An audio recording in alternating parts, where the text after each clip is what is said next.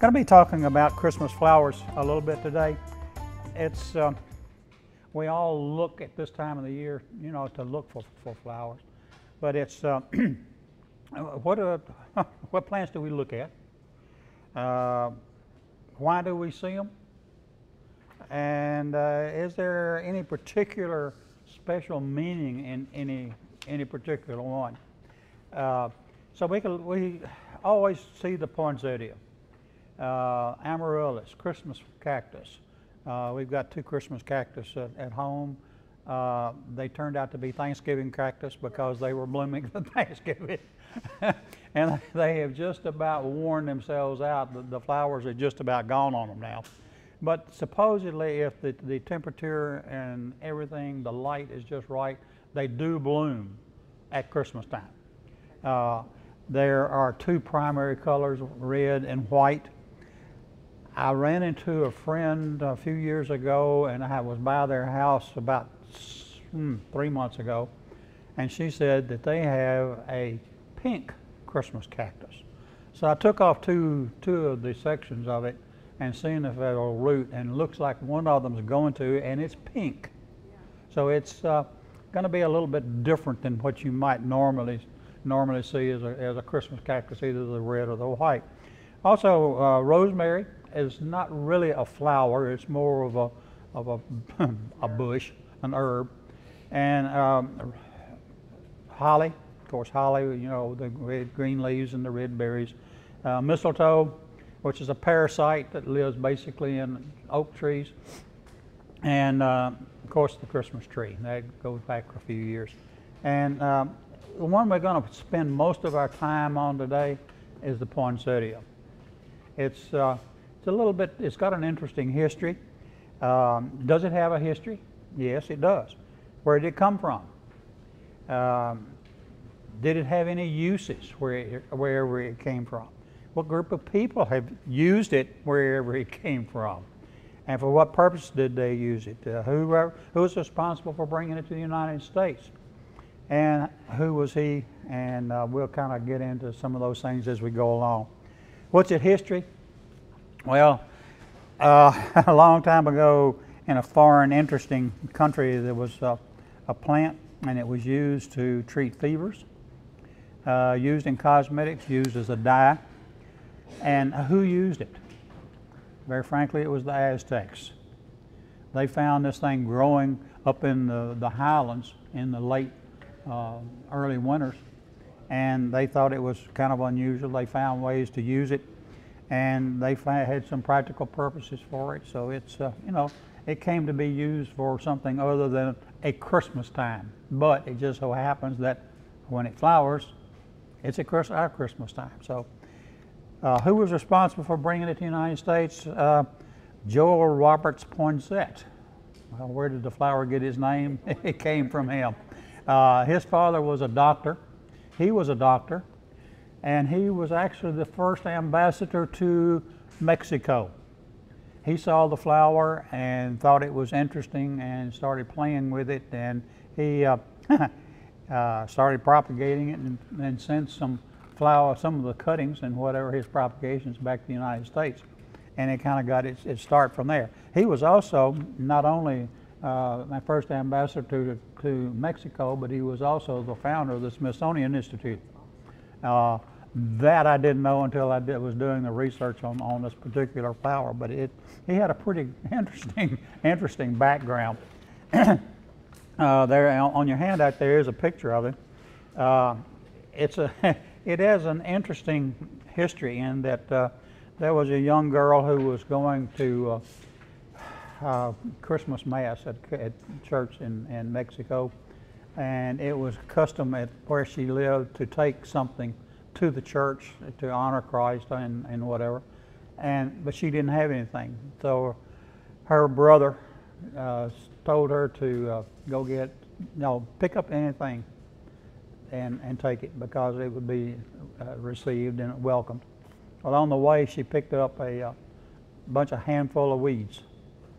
Well, interestingly enough, of course, this is history. It kind of goes back, but on the way to the end of the church, why the weeds suddenly turned into had blossoms, and that was the history, supposedly, the religious history, basically, I guess you might call it, of the poinsettia and its color at Christmas time.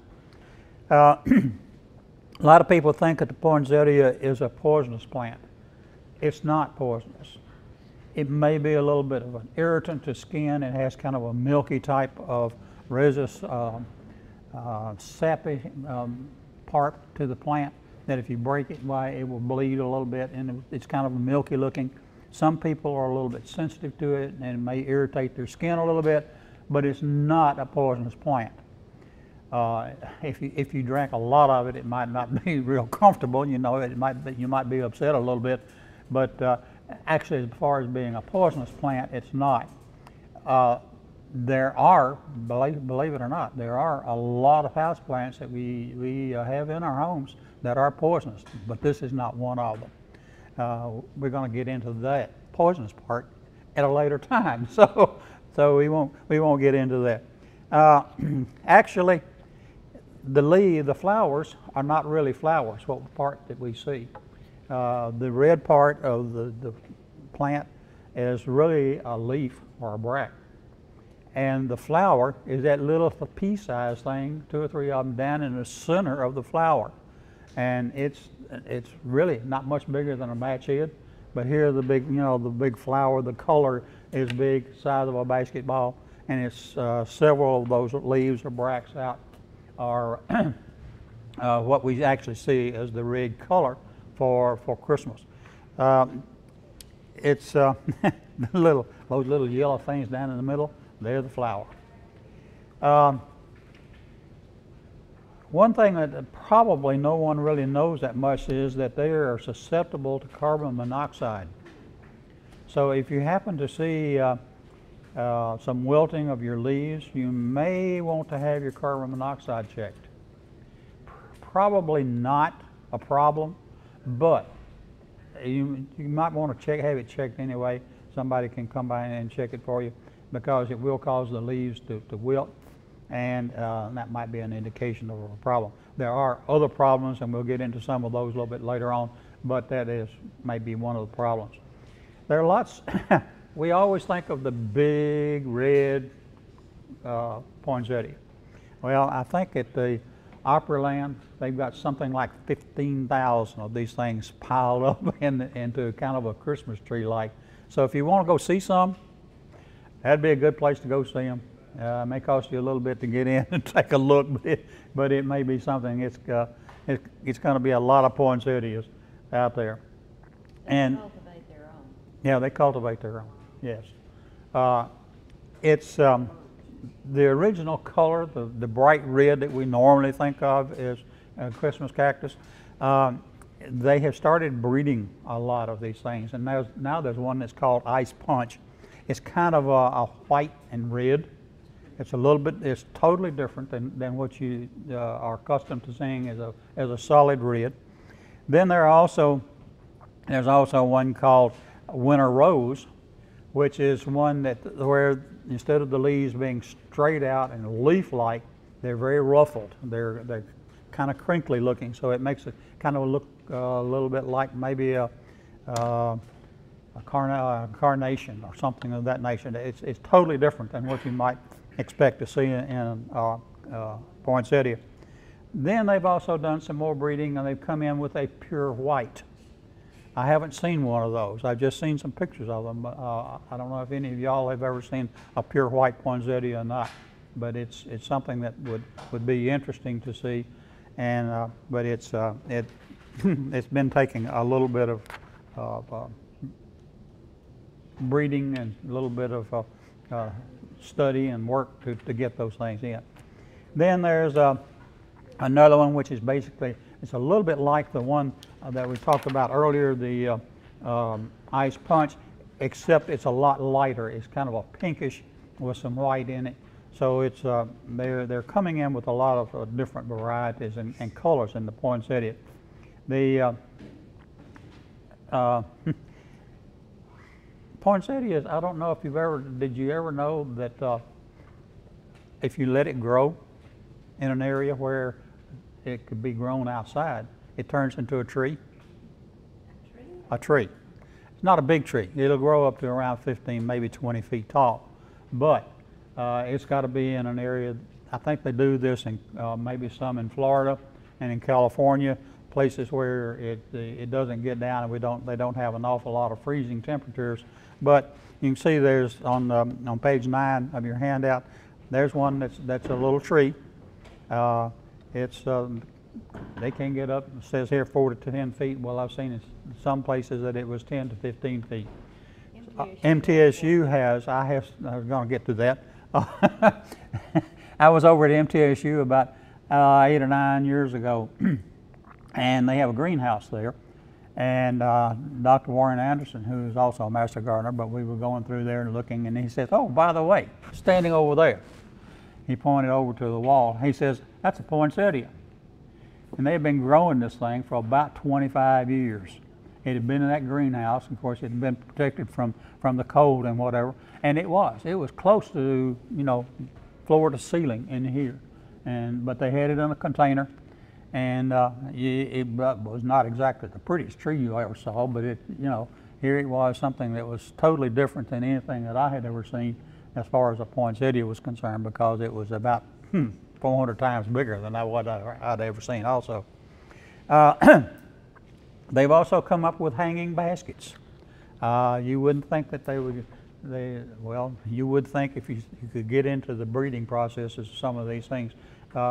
They've got one down now where it's small enough and it kind of dangles and hangs off, and you put it in a hanging basket, you can hang it up, and here it is blooming, small blooms in a hanging basket. So it's totally different than what you would normally see, those sitting out in a pot out on the table or maybe your back porch or something like that. They've also come up with some miniatures, only about 3 to 6 inches tall. So it's something that you can put in a much more diminutive type of place. It's small. It's put on the table. It can put on the mantle, and not just not overbearing in size or in color, but it would add color to some place. Can you make it a bonsai? I'm sorry? Can you make it a bonsai? Into a bonsai. I don't see why you could. Yeah, I don't either.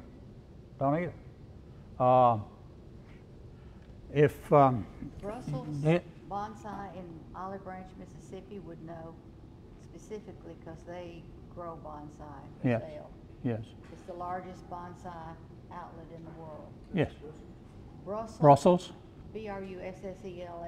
Brussels. bonsai in Olive Branch, Mississippi. You get on the internet, Brussels bonsai, and it'll pop up.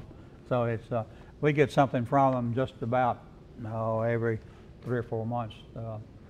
But they're huge. They got acres and acres of greenhouses where they do their own, they grow their own, they do all the work that it takes to do bonsai. We've got 1 or 2 people around town. We used to have a master gardener. Unfortunately, he passed away 4 or 5 years ago. He was a firefighter, but he passed away, and he was known. He was one of the only American, I guess it's been close to 10 years ago, that was invited to come to a show in Japan. And he was there with some of his plants that he had grown. They had to go into a holding for, I think, 6 months before and 6 months after, because they didn't want to bring back any type of disease or insects, and make sure that everything was clear before he turned them loose. Unfortunately, Frank, I've forgotten his last name. You remember, Mom? Frank something. But anyway, he passed away about 4, 5, 6 years ago. We have another guy who is not as accomplished as he was, but he does some bonsai work in the Master Gardener program also. You can use a poinsettia in many different ways. You can take a poinsettia, place them in a circle around your Christmas tree. It gives it a little bit of light. There's some ideas on on how to what you can use, how you can use them in decorating.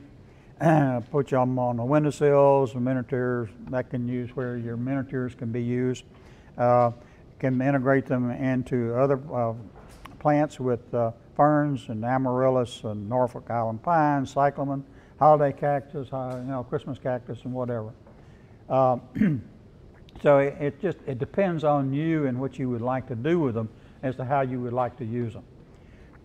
To select a healthy, beautiful poinsettia, look for lots of dark green foliage, even down low, down close to the where the pot, the soil in the pot. It won't develop much more color in your home unless you have lots of light. Actually, the yellow flowers in the center should be small and bright. Be looked for any sign of insects, particularly insects, because you have a problem with fungus gnats or fruit flies or something, or whatever that happens to be. Poinsettias need good, strong sunlight to develop their color, and while they're being grown, but blooming plants will maintain a good color even if they're not in as strong a light as they would when they're growing. How to water?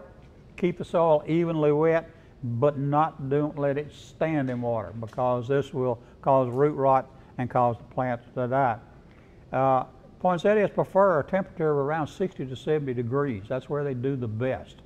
That's when they grow the best, that's when they flower the best, and that's when they hold their color and everything the best too, is at a temperature of around 60 to 70. And you've got to protect them from any kind of frost, because a light frost will kill it just almost instantly. You don't want to put it right where your heating and air conditioning duct is, where there's warm air coming out either, because that dries it out too much, too soon, too quick. So if you want to mist it a little bit, that kind of helps it also. It kind of freshens it up, keeps the dust off of it and whatever. Fertilizer, when they're blooming, they need a good water-soluble flower fertilizer every 2 to 3 weeks. But if it starts to lose its flowers and to go down, why, then you need to cut back on the fertilizer, because that's not going to help any. It's if you want to try to maintain a poinsettia, you can do that. You can cut it back after the bloom has gone. You can cut the bloom out. You can keep it basically in a good area, warm area, light and whatever. But then in the spring, when it starts getting warm, the temperatures don't get down below 45, 50 degrees. Set it out on the porch or out on your back porch or on the deck, and it'll continue to grow. And you can work on it and keep it there until, and we'll keep it watered, of course, fertilized and whatever. And then when it starts beginning to get cool, then you need this. They're very light sensitive. So when they think that it's going to start blooming, they have to have about 12 hours of continuous total black. Not just dark, black. Put it in the closet, shut the door, don't open it, because it'll take about 6 to 8 weeks of that for it to start to bloom. And when it does, of course, when the other 12 hours it needs to have some light, but those 12 hours it needs to be total black. And then when it starts to bloom and when the blooms form out, then you can bring it out and set it in the place where it describes better where the light requirement should be when it's in there. When we're looking at it. But anyway, propagating, you can propagate it. You can cut out little tips of it. You can root it, and you can have from one plant you can have dozens later on. Somebody asked a while ago, my poinsettia is drooping. Why? And it says here that it's usually caused by the plant being too cool or in a drafty location. Check, make sure it isn't dry. Move it where the temps are around 65 to 70 degrees.